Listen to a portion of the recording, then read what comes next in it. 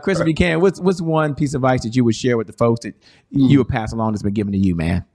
Yes. Like I said, so many, but one that sticks out to me, one that I constantly put on repeat when I'm sharing is, I learned this many moons ago, is that your best thinking has you where you are today. See, all of us have been conditioned by society, by family, by friends, by churches, by schools, by the government, by all these different things. We've been conditioned by these things, and they have shaped our mindset. See, our minds, 90% of our success is a mindset. See, everybody come to me for strategies. They're like, "Hey, Chris, we know you're an expert in online marketing and all this other stuff. Tell me how to do this." I said, "I can tell you how to do this, but I said it's a good possibility you're not going to get the results that you want. Not because I'm telling you bad advice. It's just because of what's going on up here. Because what's going on up here is going to be challenged by what I'm going to tell you to do. Because I always tell folks this: when you make a decision to change, you got to make a decision based off where you want to be, not where you currently are.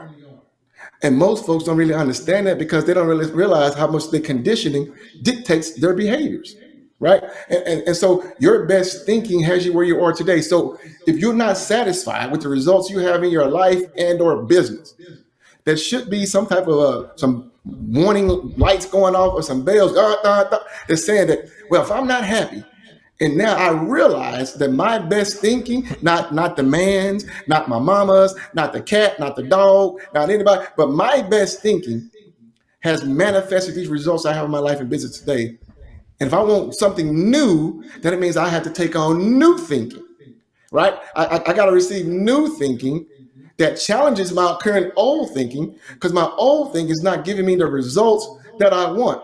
And so you got to be willing to have a mindset shift. You got to be willing to accept new paradigms, a new way of thinking in order to receive new results. And that's one of the biggest things for me, because I used to think I knew it all. To one of my mentors, I think around 2012, said, "Chris, let me tell you something straight up. You're self-sabotaging yourself. You don't know it all. If you knew it all, Chris, you'd be getting the results you want right now." And I had to swallow that hard pill. Like, oh, you know what? That's my ego talking. I was like, my ego to outweigh my bank account. Never allow your ego, like most people do, never allow your ego to outweigh your bank account. But here's the beautiful thing. If you come to the place where you accept it, you know what? You're right. My best thinking has manifested this, but now I can change it right now by making a decision. And then you take on new thinking and you begin making decisions based off where you want to be 6 months from now, 1 year from now, 2 years from now. And once you do that, and you don't allow fear, limited beliefs, what didn't work in the past, what such and such saying don't do, and you realize that you focus on what you should be doing, then now those things can manifest. Now those things that God has already put in you, this dream, these visions of things where you want to go, now those things can be manifest, but you have to take on new thinking. I mean, there's no way around it. The Bible says that you have to renew your mind daily, right? As a man think within himself, so is he, Proverbs 23:7. I mean, so you have to take on new thinking, guys. I don't care. God is no respecter of person. God has laws in place that work if you understand the laws, right? But it takes new thinking to understand those laws.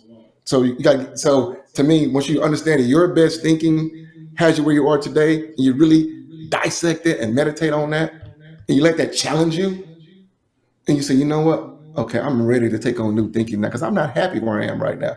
Only then will you be ready for something new.